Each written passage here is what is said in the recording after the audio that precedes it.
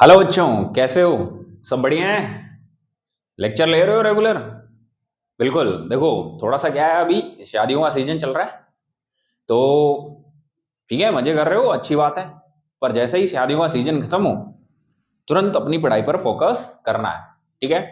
तो अभी तो आप शादियों में एंजॉय कर रहे हो, ठीक है, कोई दिक्कत नहीं है। पर जैसे ही शादियां खत्म हो जाए, तुरंत अपनी स्टडी पर फोकस करना है। ठीक है? एग्जाम्स नजदीक आ रहे हैं, तो हम समय को खराब नहीं कर सकते। आपको लेक्चर रेगुलर मिल रहे हैं, रेगुलर लेक्चर आपको मिल रहे होंगे, आप उनको बिल्कुल देखते रहें, पढ़ते रहें। ठीक है? तो आज हम बात कर लेते हैं बेटा आज के लेक्चर की। ठीक है? देखो, ध्यान से देखो, हमने लास्ट वाला जो लेक्चर था, उस लास्ट वाले लेक्चर में हमने क्या डिस्कस किया था?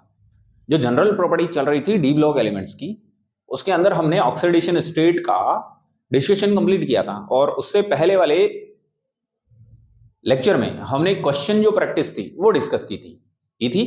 चल, तो वही जो जनरल प्रॉपर्टी जो अभी तक कंटिन्यू चल रही है, उन्हीं में हम जो नेक्स्ट जो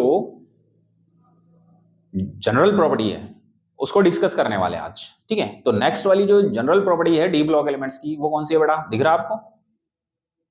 ये रहा। क्या? Melting and boiling point. Clear है? पहले मैं आपको मेल्टिंग और बॉइलिंग का मीन समझा देता हूं।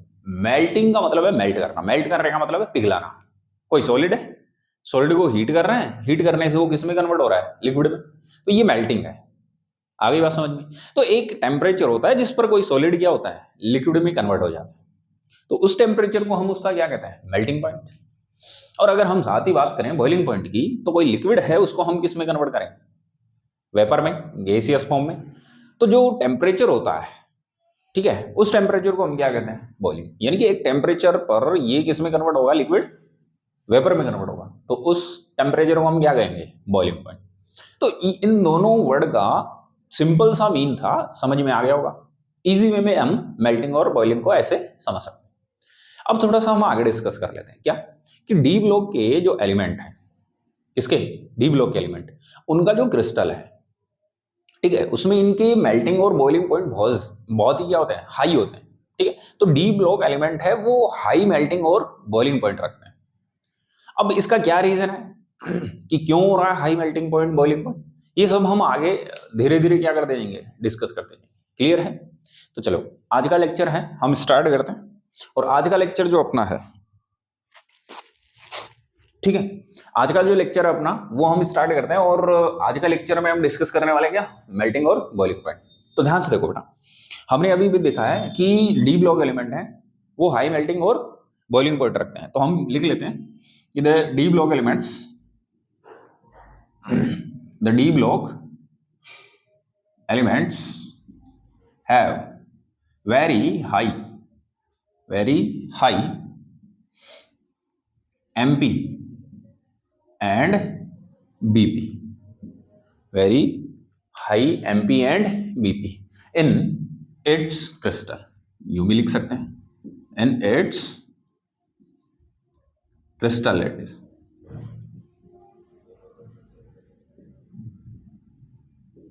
इसके क्रिस्टल लेटिस जो होते हैं, क्रिस्टल लेटिस को हम क्रिस्टल जालक भी कहते हैं। ठीक है? उसके अंदर इनके जो एमपी और बीपी है, मेल्टिंग पॉइंट और बॉइलिंग पॉइंट है, वो बहुत ही क्या होते हैं? ज्यादा होते हैं। ठीक है?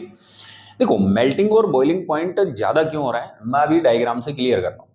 इससे पहले हम एक लाइन है वो पहले लिख लेते हैं, फिर उस लाइन को हम डिटेल से क्या करेंगे? डिस्कस करेंगे। क्लियर है? तो चलो हम बात कर लेते हैं कि MP and BP, the MP and BP of D block elements depends on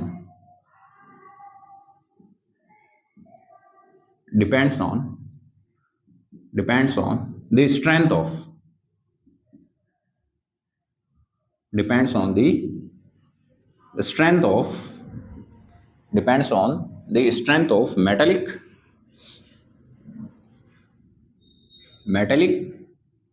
or covalent bonds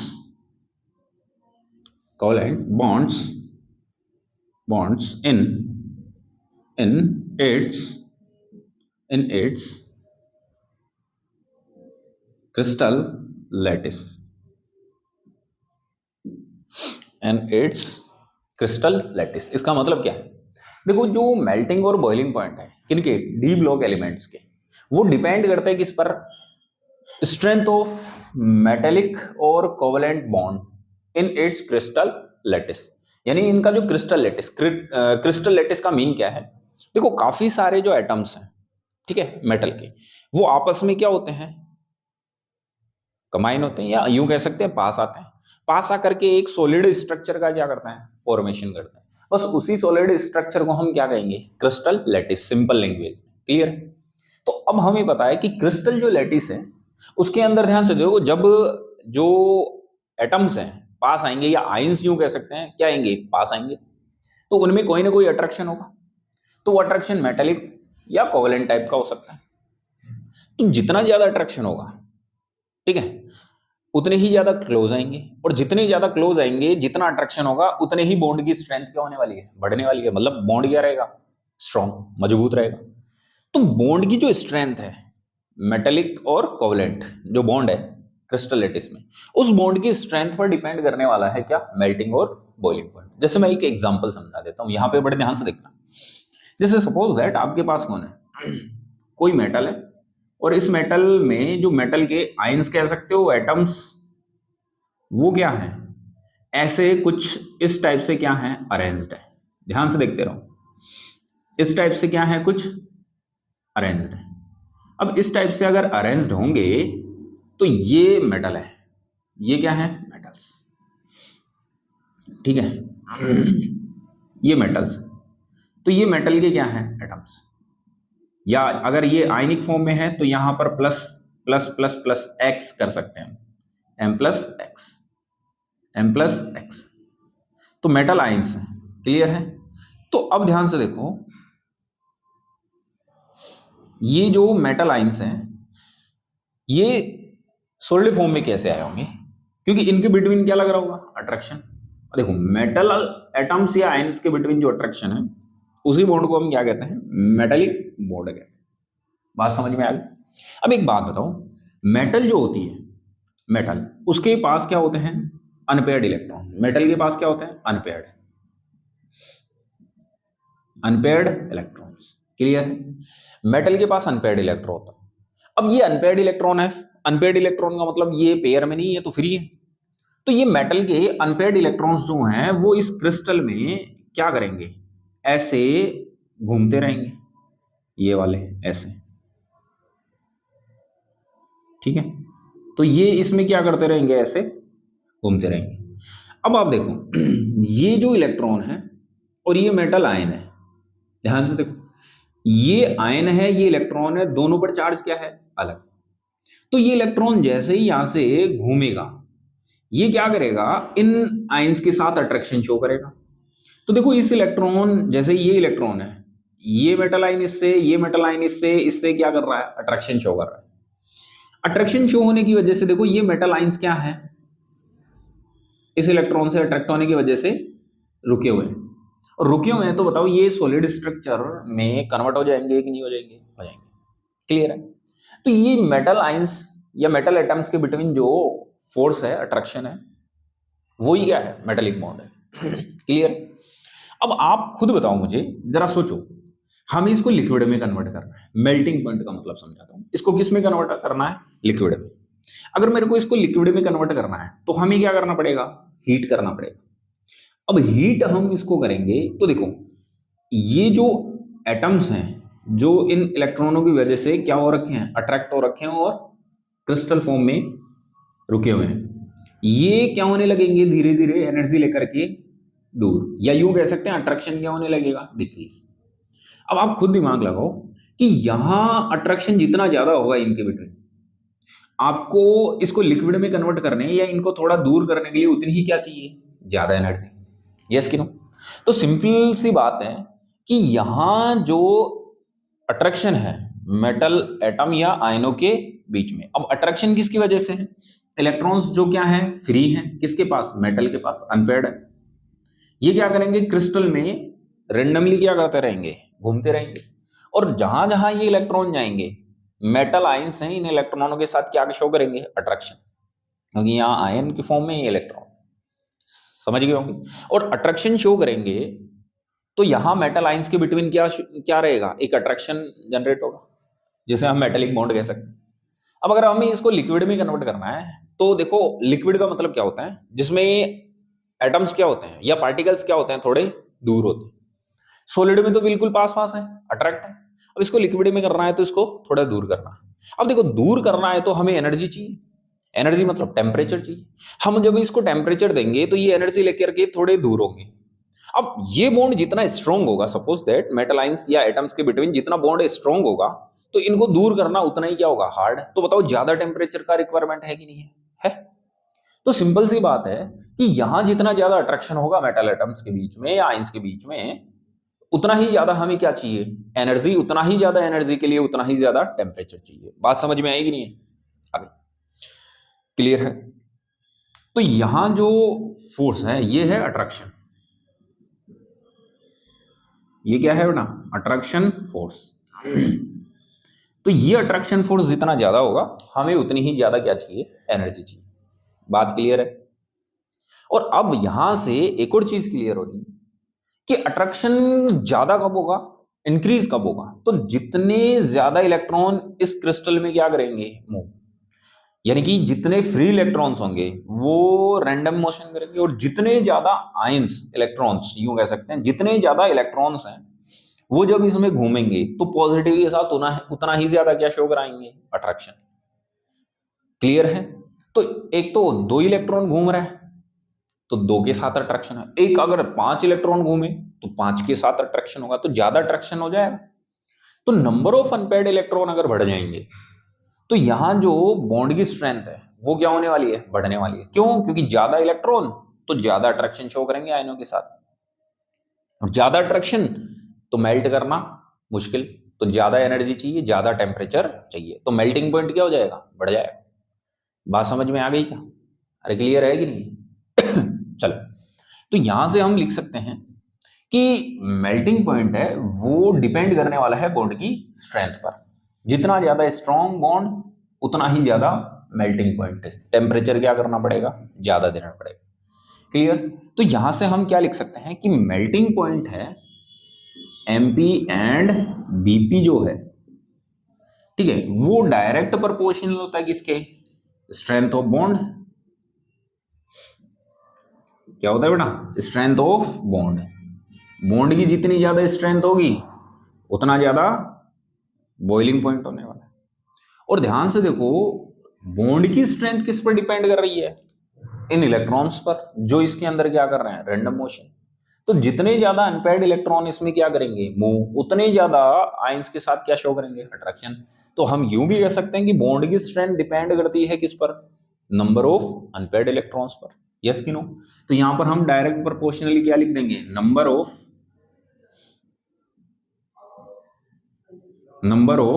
unpaired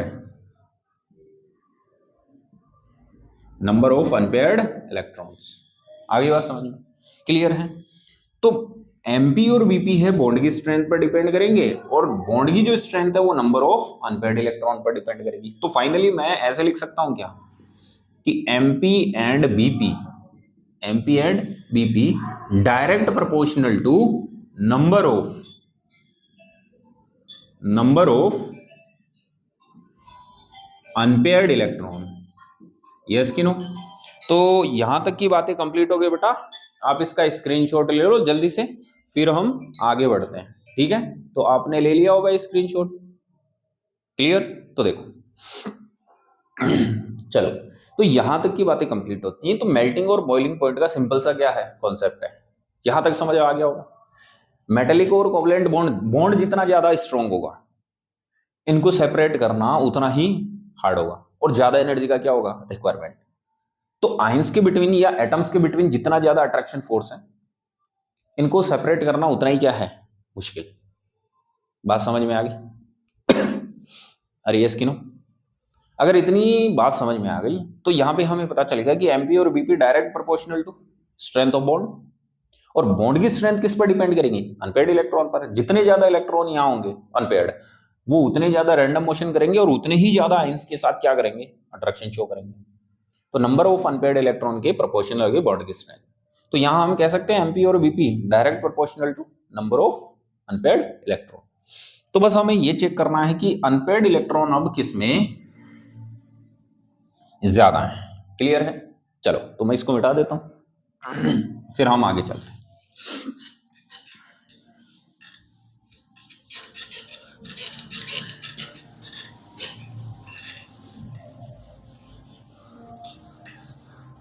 चलो तो ध्यान से देखो बेटा, अब देखो अगर हम 3D सीरीज की बात करें, किसकी बात करें, 3D सीरीज की, तो 3D सीरीज में हम स्कैंडियम से कहाँ की ओर मूव करेंगे, क्रोमियम की ओर। तो scandium, titanium, vanadium and chromium.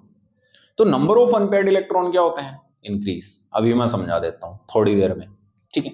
और number of unpaired electron increase होंगे तो बताओ एटम या आयंस के बिटवीन अट्रैक्शन फोर्स इंक्रीज होगा, सिंपल सी बात है।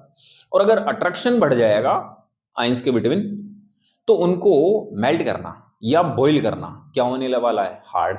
तो आपको ज्यादा एनर्जी का रिक्वायरमेंट होगा तो ज्यादा टेम्परेचर देना पड़ेगा। क्लियर है? तो हम लिख सकते हैं on moving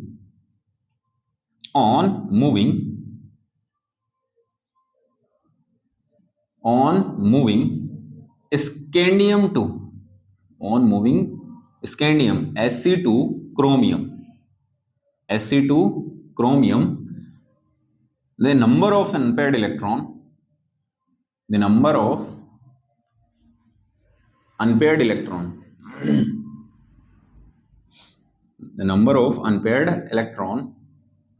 increases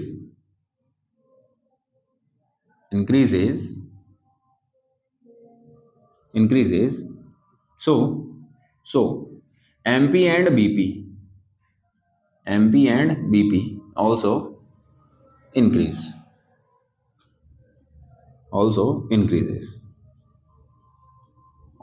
increases, and then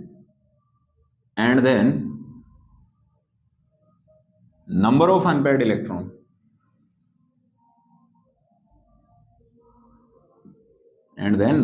unpaired electron decreases.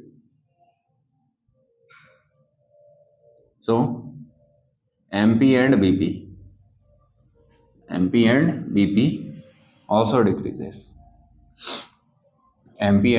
also decreases. ठीक है। तो ध्यान से देखो मैं थोड़ा सा यहाँ समझा देता हूँ।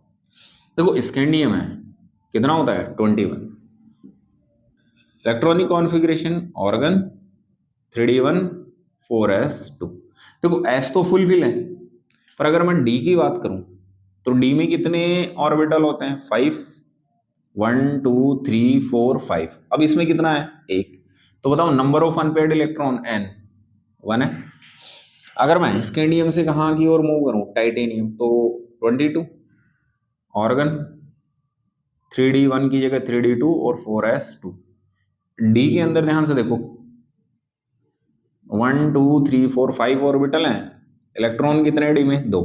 तो बताओ नंबर ऑफ अनपेयर्ड इलेक्ट्रॉन कितने हैं, 2। नंबर ऑफ अनपेयर्ड इलेक्ट्रॉन कितने, 2। ऐसे ही अगर मैं थोड़ा सा टाइटेनियम के बाद बढ़ते कहां तक आ जाता हूं, क्रोमियम का इलेक्ट्रॉनिक जो कॉन्फ़िगरेशन है वो क्या होता है, ऑर्गन 3d5 4s1। तो अब ध्यान से देखो 1 2 3 4 5, तो 1 2 3 4 5, डी में 5 तो है और एस भी है उसमें 1 है। तो total number of unpaired electron कितने हो गए बेटा, n = 6। देखो maximum number of unpaired electron किसमें है, क्रोमियम में। इसके बाद अगर मैं mn की बात कर लूं 25, तो इसमें क्या हो जाएंगे, देखो ऑर्गन 3d5 4s2। तो ध्यान से देखो 1 2 3 4 5, तो 1 2 3 4 5, एस तो फुलफिल है इसका। तो अब यहां number of unpaired electron n = कितने हैं, 5। और ऐसे ही अगर हम Fe की बात कर लें 26, ऑर्गन 3d6 4s2। तो यहां ध्यान से देखो d में 1 2 3 4 5, तो देखो 1 2 3 4 5 और 6, तो यहां नंबर ऑफ अनपेयर्ड इलेक्ट्रॉन कितने बच गए? 4। 1 2 3 4।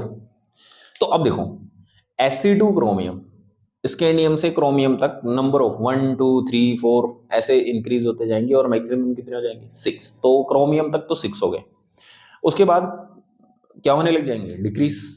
समझ में आ गई? क्लियर है? तो यहां हम कह सकते हैं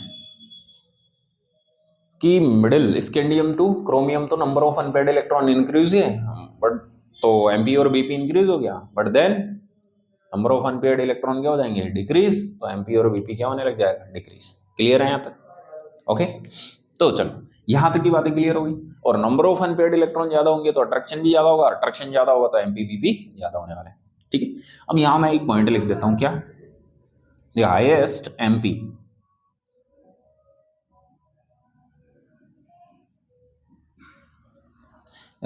एमपी एंड बीपी, ठीक है, या मैक्सिमम लिख सकते हैं, maximum MP and BP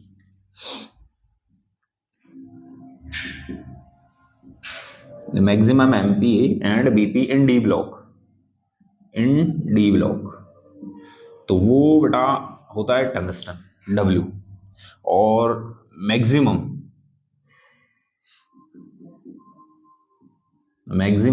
MP and BP in 3D series, तो वो होता है बेटा क्रोमियम। तो 3D सीरीज के अंदर एमपी और बीपी जो है वो किसका ज्यादा होने वाला है? क्रोमियम का। और पूरे डी ब्लॉक एलिमेंट की बात करें तो किसका ज्यादा होने वाला है? टंगस्टन का। क्लियर है? तो ये एमपी और बीपी है, इसका जो कहानी है वो अभी तक क्या हुई है? खत्म हुई है। चलो जल्दी से स्क्रीनशॉट ले लो फटाफट से। हो गया? चलो इसके बाद में हम बात कर लेते हैं आगे।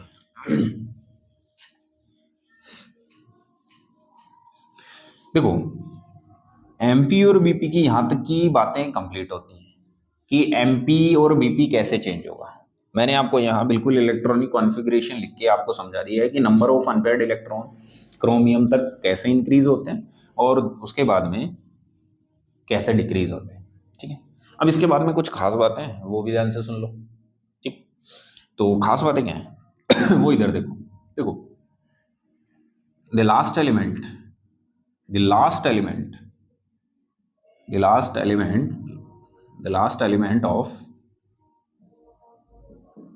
element of any D series, the last element of any D series have minimum BP and MP due to no any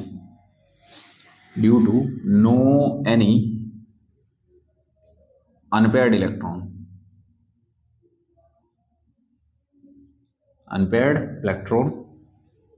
due to no any unpaired electron। तो ध्यान से देखो, कोई भी सीरीज है डी सीरीज, उसके अंदर जो लास्ट वाला एलिमेंट है उसका बेटा जो बॉइलिंग और मेल्टिंग और बॉइलिंग पॉइंट है वो क्या होने वाला है? मिनिमम होने वाला है। क्यों? क्योंकि उसमें किसी प्रकार का कोई अनपेयर्ड इलेक्ट्रॉन प्रेजेंट नहीं होता है। ठीक है, कैसे? देखो जैसे हम 3D सीरीज की बात कर लेते हैं, मैं 3D सीरीज का समझा देता हूं, बाकी आप वैसे ही चेक कर लेना खुद ही। देखो 3D सीरीज का लास्ट एलिमेंट कौन है बेटा?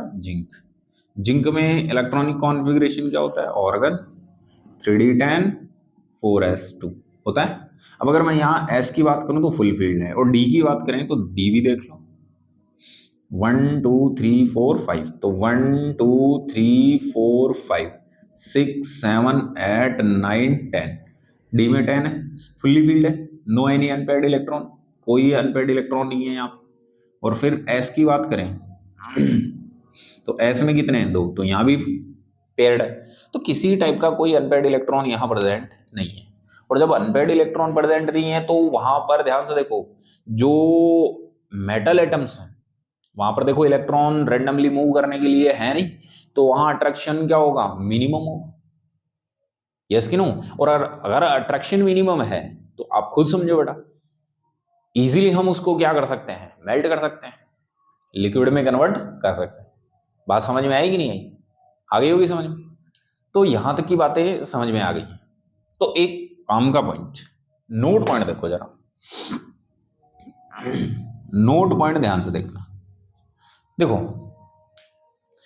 Mn के पास कितने अनपेयर्ड इलेक्ट्रॉन होते हैं, 5, और Fe के पास कितने अनपेयर्ड इलेक्ट्रॉन होते हैं, 4। अभी हमने जस्ट चेक किया है कि Mn के पास 5 अनपेयर्ड इलेक्ट्रॉन है और Fe के पास 4 अनपेयर्ड इलेक्ट्रॉन है।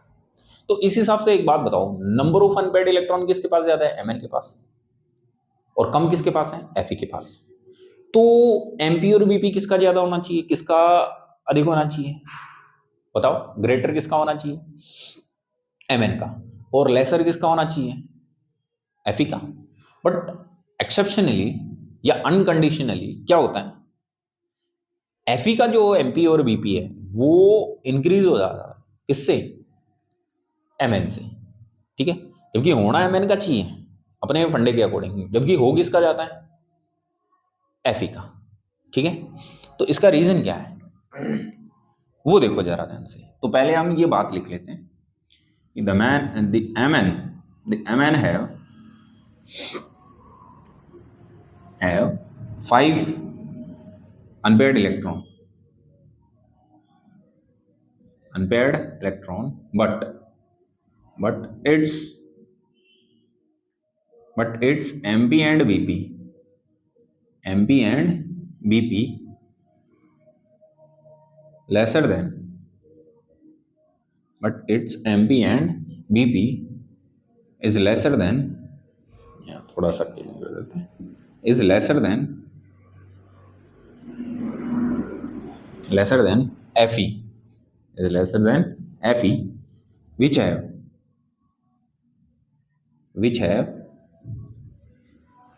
4 unpaired electron,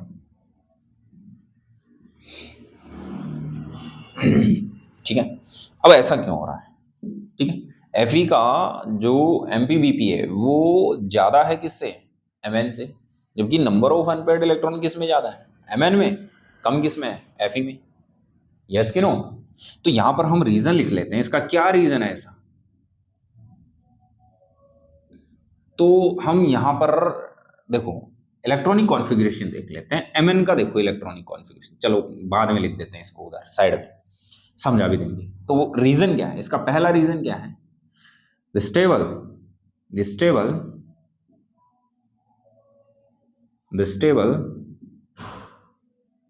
half field electronic configuration, the stable half field electronic configuration of Mn, so the electrons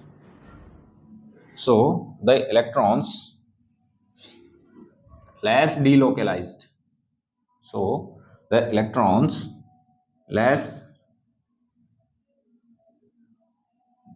delocalized, less delocalized, ठीक है, in its crystal,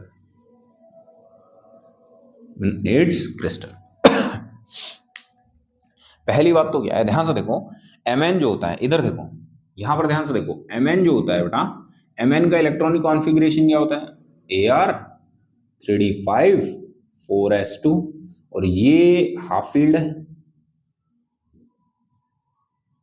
ये क्या है, हाफ फील्ड, और हाफ फील्ड होने की वजह से ध्यान से देखो ये स्टेबल है, और अगर ये स्टेबल है तो इलेक्ट्रॉन्स का जो डीलोकलाइजेशन है, ठीक है, वो क्या होने वाला है, कम। और जितना ज्यादा डीलोकलाइजेशन कम होगा, मतलब क्रिस्टल में जितना कम घूमेगा, डीलोकलाइजेशन का मतलब है एक जगह से दूसरे जगह पे जाना, तो एक जगह से दूसरी जगह जितना कम जाएगा, मेटल एटम्स के बिटवीन अट्रैक्शन उतना ही कम शो करेगा। भाई एक जगह रह गया तो वही अट्रैक्शन शो कर रहा है, फिर तो जा ही नहीं रहा, औरों के बीच में अट्रैक्शन करेगा ही नहीं, तो वहां लेस अट्रैक्शन हो जाएगा।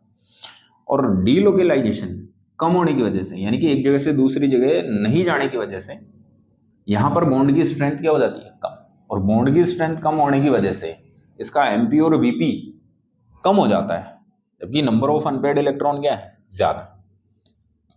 बात समझ में आ गई होगी, क्लियर है। तो ये ऐसा रीजन है। और दूसरा एक और देख लेते हैं, इससे भी समझ सकते हो आप।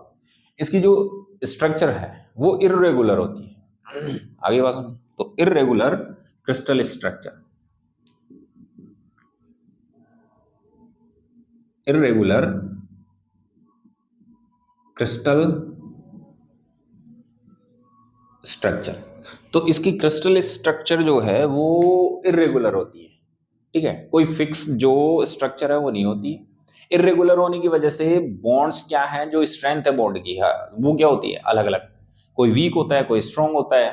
तो जैसे ही हम इसको हीट करते हैं, वीक बॉन्ड इजीली टूट जाते हैं और ये क्या होना स्टार्ट हो जाता है, मेल्ट होना स्टार्ट हो जाता है। आगे बात समझ में। तो ये वाला पॉइंट अपना एमपी और बीपी का बेटा यहाँ क्या होता है, कंप्लीट होता है। क्लियर है। जल्दी से आप इसका स्क्रीनशॉट ले लें, फिर हम अगले प्रॉपर्टी पे चलने वाले हैं। चलो, ले लिया होगा आपने। तो ये हो गई बेटा हमारी जनरल प्रॉपर्टी एमपी और बीपी। तो इसको बड़े ध्यान से देखो, ठीक है। जितना एक्सप्लेन कर दिया है उतना अगर पढ़ लोगे बहुत है, ठीक है। बड़ा सिंप्लीफाई हमने किया है इसको, एमपी और बीपी को। चलो, तो अब हम अगली बात कर लेते हैं। अगला जो जनरल प्रॉपर्टी है बेटा वो है energy of atomization. Energy of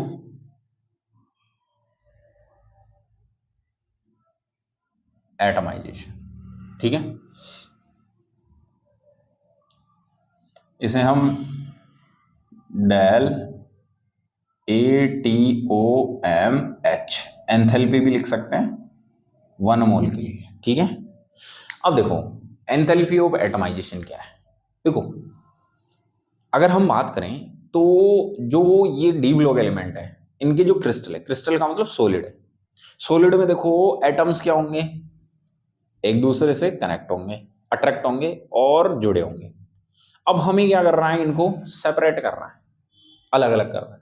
और अलग अलग करने के लिए हमें क्या चाहिए, एनर्जी चाहिए। तो जो एनर्जी हमें रिक्वायर्ड होगी इनको क्या करने के लिए, सेपरेट करने के लिए इनके क्रिस्टल से, उसी एनर्जी को हम क्या कहेंगे, एटमाइजेशन। ध्यान से देखो, एटम में बदलना है। पहले एटम क्या है, कनेक्टेड, जुड़े। अब उनको सेपरेट करना है, एटम्स को पर्टिकुलर अलग अलग। तो हमें क्या चाहिए, एनर्जी। बस इसी एनर्जी को हम क्या कहेंगे, एटमाइजेशन, ठीक है। क्या कहेंगे, एटमाइजेशन एनर्जी। तो ध्यान से देखो, the energy required, the energy required to separate the energy required to separate the metal atoms, the metal atoms from its crystal, from its crystal lattice, from its crystal lattice. So the energy required to separate the metal atoms from its crystal lattice is called energy of atomization. Clear? अभी समझाएंगे इसका मतलब क्या है, ठीक। यानी कि इसका मतलब देखो, क्रिस्टल लेटिस है। क्रिस्टल लेटिस क्या है, ध्यान से देखो। जैसे सपोज दैट ये मेटल एटम्स है और ये मेटल एटम्स कुछ इस टाइप से क्या है, अरेंज है। इस टाइप से क्या है, अरेंज। क्लियर। चलो, तो ये क्रिस्टल लेटिस है इनका, मतलब सॉलिड जो फॉर्म है वो ये है। तो ये है बेटा एटम्स, कौन से, मेटल एटम्स, ठीक है। अब ये मेटल एटम्स हैं, हमें इनको क्या करना है, सेपरेट। सेपरेट का मतलब एक एटम को ऐसे एक दूसरे से क्या करना है, इनको अलग करना है। तो अलग करने के लिए हमें क्या चाहिए बेटा, एनर्जी चाहिए यहाँ, ठीक है। बस इसी एनर्जी को हम क्या कहते हैं, डेल एटमाइजेशन, ठीक है, डेल एटमाइजेशन। यानी कि इसी एनर्जी को हम क्या कहेंगे, एटमाइजेशन एनर्जी, ठीक है। और अगर हम 1 मोल एटम्स को क्या कर दें, सेपरेट, ठीक है। तो यहां हम लिख सकते हैं for 1 mole atoms, for 1 mole atoms, for 1 mole atoms it is called enthalpy. तो एक मोल के लिए हम इसे क्या कहेंगे, एंथैल्पी कह देंगे। तो मोल जहां भी आ जाता है, हमने पहले भी बात की, 1 मोल के लिए एनर्जी को हम क्या करते हैं, एंथैल्पी लिखते हैं, ठीक है। तो एक मोल एटम्स को अलग करने के लिए जो एनर्जी रिक्वायर्ड है, उसी एनर्जी को हम क्या कहते हैं, एंथैल्पी। तो यहाँ एनर्जी ऑफ एटमाइजेशन या एंथैल्पी ऑफ एटमाइजेशन दोनों लिख सकते हैं, बस एंथैल्पी का भी यूज करेंगे जब एक मोल है। तो यहां पर ये क्लियर हो गया कि ये क्रिस्टल लैटिस है। ये क्या है, क्रिस्टल लैटिस या क्रिस्टल। तो ये बड़ा क्रिस्टल है, और इस क्रिस्टल में जो मेटल एटम्स हैं इनको सेपरेट करना है, ठीक है। सेपरेट करने के लिए हमें एनर्जी चाहिए, क्यों, क्योंकि ये अट्रैक्ट होते हैं। एटम्स क्या होते हैं, अट्रैक्ट। तो अपने आप तो क्या नहीं होंगे, सेपरेट नहीं होंगे, तो हमें इनको क्या करनी पड़ेगी, एनर्जी प्रोवाइड करानी पड़ेगी, देनी पड़ेगी। तो जैसे ही एनर्जी लेंगे, यहाँ बॉन्ड क्या होने वाले हैं, वीक, और बॉन्ड वीक होंगे तो धीरे धीरे ये क्या करेंगे, एटम्स में कन्वर्ट होना स्टार्ट हो जाएंगे, ठीक है। तो ये है एटम, सेपरेट एटम। तो ये सेपरेट हो गया एटम, ठीक है। पहले यहाँ क्या था, कंबाइन था। अब यहां पर एक चीज आपको दिख रही है क्या, कि अगर आप इन एटम्स को सेपरेट करना चाहते हो, तो आप ध्यान से देखो, इन एटम्स के बिटवीन जितना ज्यादा अट्रैक्शन होगा, सेपरेट करना उतना ही हार्ड होगा। यानी कि जितना ज्यादा अट्रैक्शन होगा यहां, आपको इनको सेपरेट करने के लिए उतनी ही ज्यादा क्या होगी, एनर्जी रिक्वायर्ड होगी। बोलो हाँ कि ना, सही बात है भाई। यहां जितना ज्यादा अट्रैक्शन है, अलग करना पड़ेगा, तो हमें ज्यादा एनर्जी का रिक्वायरमेंट है, और यहां अट्रैक्शन है ही नहीं, तो अट्रैक्शन ही नहीं है, तो थोड़ी सी एनर्जी दी, ये क्या हो जाएंगे, दूर हो जाएंगे। सिंपल है। जैसे दो पक्के दोस्त हैं, अगर उनको अलग अलग करना है, तो हमें ज्यादा क्या करना पड़ेगा, मेहनत करनी पड़ेगी, उनके बीच में ज्यादा अफवाहें फैलानी पड़ेंगी, तब जाकर के उनमें हो सकता है कि दोस्ती टूटे। बट अगर मान लो दो ऐसे दोस्त हैं जिनको कोई ज्यादा मतलब नहीं है, ठीक है, बोलचाल के दोस्त हैं, अगर उनमें थोड़ी सी भी बात हो गई कि ये इसके लिए वो कह रहा है, वो कह रहा है, ऐसा वैसा होता है जनरली, तो इसमें क्या होता है, फिर दोनों में क्या हो जाता है, तुरंत जो दोस्ती है वो खत्म हो जाती है। यानी कि कम एनर्जी में ही अपना काम हो गया। जबकि पक्के दोस्तों में ऐसा नहीं होता है, हमें ज्यादा वर्क करना पड़ता है, ठीक है। तो वही काम है, बॉन्ड ज्यादा स्ट्रॉन्ग तो एनर्जी ज्यादा देनी पड़ेगी, और बॉन्ड वीक तो एनर्जी कम देनी पड़ेगी। तो यहां से मैं क्या ये लिख सकता हूं कि जो एटमाइजेशन एनर्जी है, वो इनके बिटवीन जो अट्रैक्शन फोर्स है, क्या है, अट्रैक्शन, ठीक है, अट्रैक्शन। इस अट्रैक्शन के क्या होने वाला है, प्रोपोर्शनल। अट्रैक्शन जितना ज्यादा, इनको सेपरेट करने के लिए उतनी ज्यादा एनर्जी, यस कि नो। तो यहां पर हम लिख सकते हैं क्या, एंथैल्पी ऑफ या एनर्जी ऑफ एटमाइजेशन, एंथैल्पी या energy of atomization direct proportional to attraction between metal atoms या आयंस भी कह सकते हैं। तो जितना ज्यादा अट्रैक्शन होगा मेटल एटम या मेटल आयंस के बिटवीन, उतनी ही ज्यादा एटमाइजेशन की क्या होने वाली है, एंथैल्पी होने वाली है। ये बात आपकी क्लियर हुई, क्योंकि ज्यादा अट्रैक्शन ज्यादा एनर्जी चाहिए। अब अभी अभी हमने एक बात कर ली थी कि अट्रैक्शन ज्यादा कब होता है, जब ज्यादा अनपेयर्ड इलेक्ट्रॉन होंगे। जितने ज्यादा अनपेयर्ड इलेक्ट्रॉन यहाँ रैंडम मोशन करेंगे, वो इन मेटल आयंस में उतना ही ज्यादा क्या शो कराएंगे, अट्रैक्शन। सिंपल सी बात है।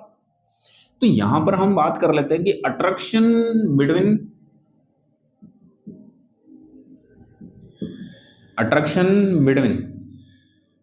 मेटल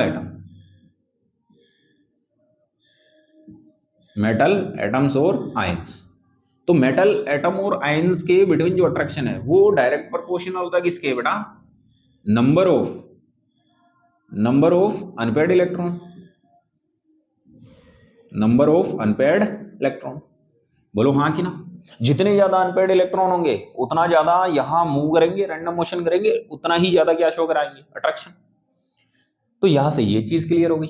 तो फाइनली मैं एक चीज लिख सकता हूं क्या, यहां फाइनली मैं एक चीज लिख सकता हूं क्या, कि डेल एटमाइजेशन यानी कि एटमाइजेशन की एनर्जी है अट्रैक्शन के प्रोपोर्शनल होगी। जितना ज्यादा अट्रैक्शन उतना ज्यादा हमें एनर्जी देनी पड़ेगी सेपरेट करने के लिए। और अट्रैक्शन किसके प्रोपोर्शनल है? Number of unpaired electron. तो क्या मैं डायरेक्ट ऐसे लिख सकता हूं डेल एटमाइजेशन एच, एटमाइजेशन की एनर्जी या एंथैल्पी, वो डायरेक्ट प्रोपोर्शनल होने वाली किसके? Number of unpaired electron. Yes कि नो? अरे बोलो हाँ कि ना। सिंपल है, दिमाग में कुछ घुसा तो नंबर ऑफ अनपेयर्ड इलेक्ट्रॉन की क्या होने वाली है भाई? प्रोपोर्शनल होने वाली। ठीक है, कौन? एटमाइजेशन की एनर्जी या एंथैल्पी। क्लियर? तो ये है एटमाइजेशन की एनर्जी या एनर्जी ऑफ एटमाइजेशन या एंथैल्पी ऑफ एटमाइजेशन। पूरा कॉन्सेप्ट क्लियर है? सेपरेट करना है एटम्स को इसके क्रिस्टल लैटिस से, तो यहां ज्यादा अट्रैक्शन होगा। जितना ज्यादा अट्रैक्शन है इनको सेपरेट करना उतना ही हार्ड है, उतनी ज्यादा एनर्जी देनी पड़ेगी। इससे लास्ट अभी अभी हमने डिस्कस किया है एमपी और बीपी में कि अट्रैक्शन कब ज्यादा होगा? जब नंबर ऑफ अनपेयर्ड इलेक्ट्रॉन क्या होंगे? ज्यादा। जितने ज्यादा अनपेयर्ड इलेक्ट्रॉन यहाँ रैंडम मोशन करेंगे वो उतने ही ज्यादा आयंस से क्या शो करेंगे? अट्रैक्शन। तो अट्रैक्शन जो है मेटल एटम्स के बिटवीन या आयंस के बिटवीन वो नंबर ऑफ अनपेयर्ड इलेक्ट्रॉन पर डिपेंड करेंगे। तो ये ज्यादा तो ये ज्यादा इंक्रीज, और ये इंक्रीज तो ये इंक्रीज। तो मैं यूं कह सकता हूं del atomization direct proportional to number of unpaired electron. यहां तक की बातें क्लियर है कि नहीं? क्लियर। चलो, तो एनर्जी ऑफ एटमाइजेशन का कॉन्सेप्ट क्लियर हुआ? अरे कुछ समझ में आया? कुछ घुसा दिमाग में? अगर घुसा है तो एक काम कर लो, जल्दी से इसको स्क्रीनशॉट ले लो, फिर हम आगे बढ़ते हैं। चलो, तो आपने ये कर लिया होगा। ठीक है, तो अब हम आगे की बात कर लेते हैं। देखो, हम आगे की बात और कर लेते हैं। क्या कर लेते हैं यहां पर हम अगर थोड़ी सी बात करें तो हम ये भी कर सकते हैं कि एटमाइजेशन है, ठीक है, किस पर डिपेंड कर रहा है? अट्रैक्शन पर। और अट्रैक्शन किस पर डिपेंड कर रहा है? नंबर ऑफ अनपेयर्ड इलेक्ट्रॉन्स पर। तो यहां पर मैं एक बात लिख दूं क्या, कि बताओ maximum the maximum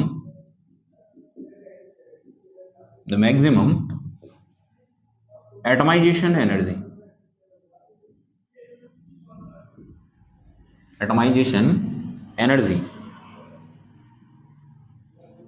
in 3D series, तो वो किसकी होगी बताओ? अभी अभी बात की है क्रोमियम। क्यों? क्योंकि इसमें अनपेयर्ड इलेक्ट्रॉन कितने होते हैं बेटा? 6 मैक्सिमम होते हैं। इसके बाद में क्या होते जाएगा? डिक्रीज। तो थोड़ा सा क्या ये आपको लग रहा है कि मेल्टिंग पॉइंट और बॉइलिंग पॉइंट था, वैसा ही सिस्टम कुछ इसमें होने वाला है? क्लियर? तो मेल्टिंग पॉइंट और जो बॉइलिंग पॉइंट था उसका और एनर्जी ऑफ एटमाइजेशन इसका एनसीईआरटी में क्या दे रखे हैं? ग्राफ, वो जाके पढ़ना। स्कैंडियम से क्रोमियम तक पहले क्या होता है? Increase, number of unpaired electron बढ़ने से। फिर उसके बाद में क्या होते हैं? डिक्रीज। बात समझ में आ गई? चलो, तो ये आपने स्क्रीनशॉट ले लिया होगा। चलो, इसके बाद में हम अगला जो प्रॉपर्टी है, ठीक है, जनरल प्रॉपर्टी, वो हम डिस्कस कर लेते हैं। और अगली जो जनरल प्रॉपर्टी है बेटा वो है हाइड्रेशन एनर्जी। क्या है? Hydration energy. चलो, तो हाइड्रेशन एनर्जी को भी हम क्या कर लेते हैं, थोड़ा समझ लेते हैं। हाइड्रेशन एनर्जी को समझ लेते हैं। तो अगला जो प्रॉपर्टी है बेटा वो है हाइड्रेशन एनर्जी। ठीक है, हाइड्रेशन एनर्जी। हाइड्रेशन एनर्जी को डेल HYDH से हम क्या कर सकते हैं? डिनोट कर सकते हैं। ठीक है, हाइड्रेशन एनर्जी या हाइड्रेशन एंथैल्पी एक ही बात है। देखो, हाइड्रेशन एनर्जी का मतलब, हाइड्रेशन का मतलब क्या होता है? विलायक योजन। विलायक मतलब जब हम किसी आयन को किस में प्लेस करते हैं, किस में डालते हैं? वाटर में, यूं समझ के चलो आप तो। ठीक है, तो होता क्या है, वाटर के जो मॉलिक्यूल्स हैं H2, उसके अंदर जो ऑक्सीजन एटम है वो मेटल आयन के साथ क्या शो करता है? अट्रैक्शन। और अट्रैक्शन शो करने की वजह से वहां क्या रिलीज होती है? एनर्जी। क्लियर? तो पहले मैं समझाता हूं, ध्यान से देखो हाइड्रेशन का मतलब क्या है। देखो, जैसे सपोज दैट हमने एक कंटेनर लिया है, और इसमें क्या कर रखा है, वाटर को फिल कर रखा है। क्या कर रखा है? वाटर को फिल। और हमने इसके अंदर एक मेटल जो आयन है वो प्लेस कर दिया, M+X, ये कर दिया हमने प्लेस इस वाटर में। तो एक बात बताओ, वाटर है तो वाटर के मॉलिक्यूल्स होंगे, ऐसे कुछ होंगे कि नहीं होंगे? होंगे, बिल्कुल होंगे। क्यों नहीं होंगे? वाटर तो है ही। तो ऐसे क्या है, वाटर के क्या है, मॉलिक्यूल्स हैं। ठीक है, ये लो, तो ये वाटर मॉलिक्यूल्स हैं।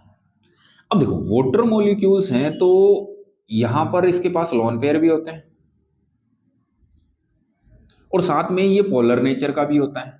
मतलब वाटर है वो यहाँ पार्शियली पॉजिटिव और यहाँ पार्शियली नेगेटिव होता है, पोलर नेचर का भी होता है वाटर। ऐसे ही यहाँ पार्शियली क्या आ जाता है, पॉजिटिव, आंशिक धनायन आंशिक ऋण। तो अब आप एक बात बताओ, ये खुद कैसा है, पॉजिटिव है, M+X। अब +2 +1 +3 जो भी है वो हो सकता है। तो मेटल ये रहा। और ये ऑक्सीजन कैसा है, नेगेटिवली चार्ज है, पोलर नेचर है। तो ऑक्सीजन जो है वो इस मेटल आयन से क्या शो कराएगा, अट्रैक्शन। तो वाटर के जो मॉलिक्यूल्स हैं वो मेटल आयन के अराउंड क्या होने लग जाएंगे, इकट्ठे होने लग जाएंगे। यस कि नो? यानी कि अट्रैक्शन शो कराएंगे। अट्रैक्शन शो कराने की वजह से क्या होता है, देखो जब भी कोई अट्रैक्शन लगता है बॉन्ड बनता है।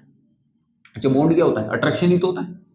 और यहां अगर बॉन्ड फॉर्मेशन होगा, क्या होगा, बॉन्ड फॉर्मेशन, तो यहां से क्या निकलने वाली है बेटा, energy.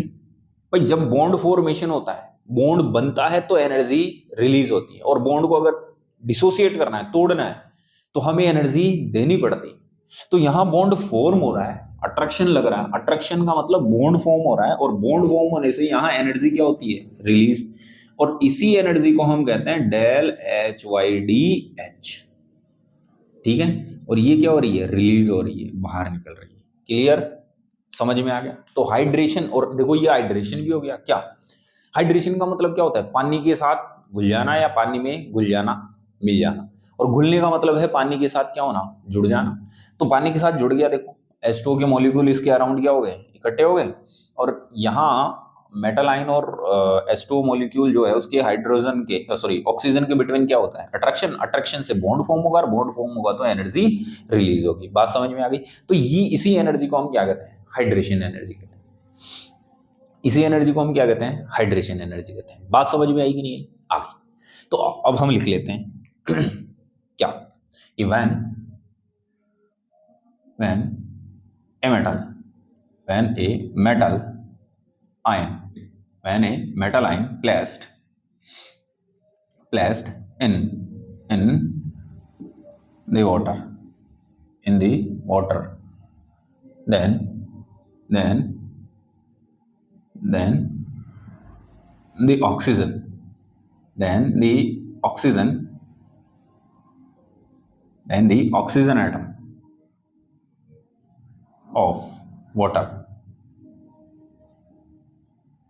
then the oxygen of water show attraction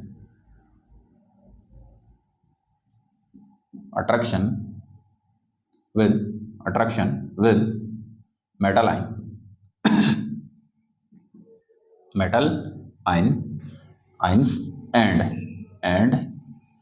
and liberate the energy।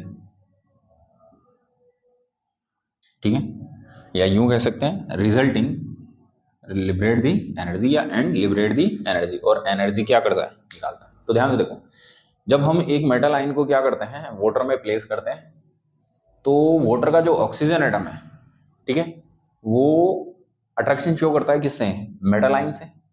और एनर्जी क्या करता है, लिबरेट करता है। ठीक है, energy and liberate the energy, this energy, this energy is called hydration energy।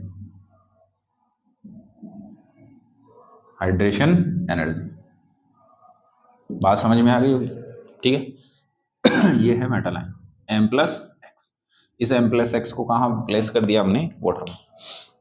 तो यहाँ पर जो एनर्जी चेंज होने वाला है, एनर्जी जो लिबरेट होने वाली है, बस इसी एनर्जी को हम क्या कहते हैं, हाइड्रेशन एनर्जी कहते हैं। क्लियर। अब यहाँ पर थोड़ा ध्यान से देखो कि हाइड्रेशन एनर्जी है वो कैसे चेंज होने वाली है, तो इसको बड़े ध्यान से देखना। देखो हाइड्रेशन एनर्जी किस वजह से आ रही है, अट्रैक्शन की वजह से, यस कि नो।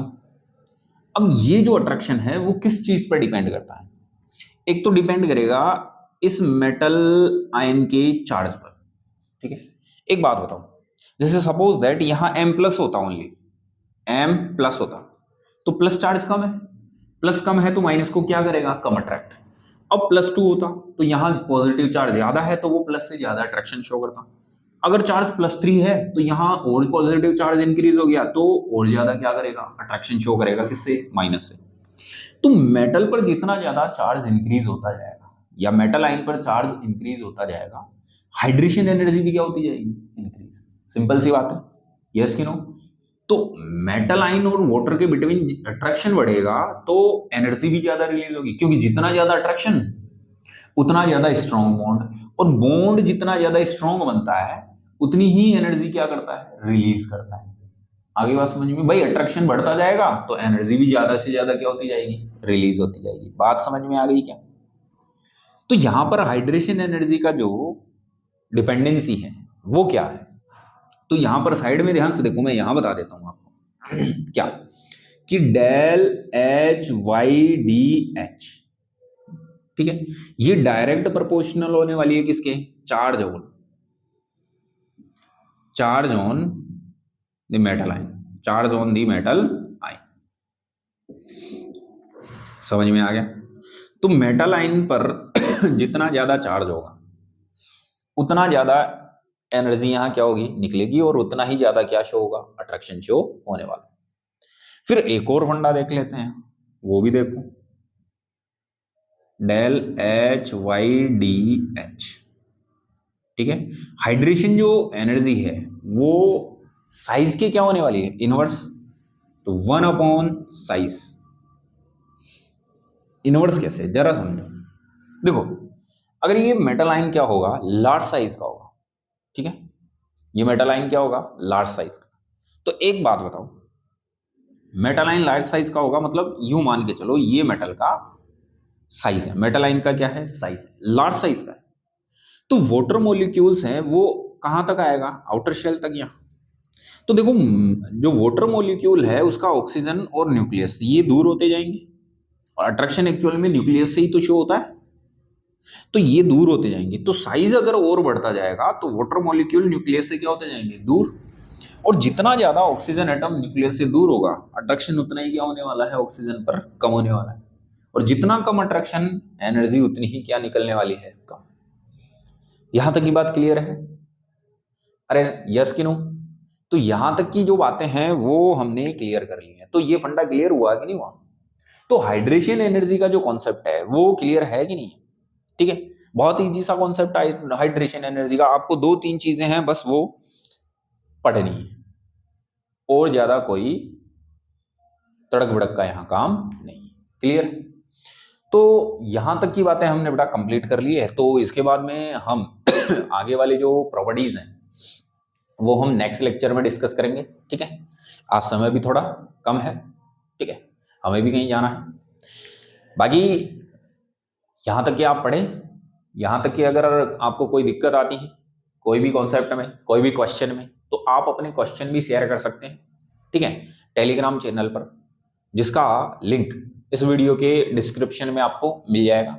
वहां जाएं और अपना जो भी कोई क्वेश्चन है वो वहां डालें, आपके क्वेश्चन का सॉल्यूशन है वो मिल जाएगा, ठीक है। ठीक है बच्चों, तो पढ़ते रहें रेगुलर, ध्यान से क्वेश्चन लगाते रहें, सोल्व करते रहें, ठीक है। और ध्यान से देखो, सब्सक्राइब तो करना ही करना है, लाइक भी करना है, शेयर जरूर करना है, दोस्तों को भी भेजना है ताकि वो भी अच्छा मैटर पढ़ सकें, ठीक है। ओके बाय, मिलते हैं नेक्स्ट लेक्चर में।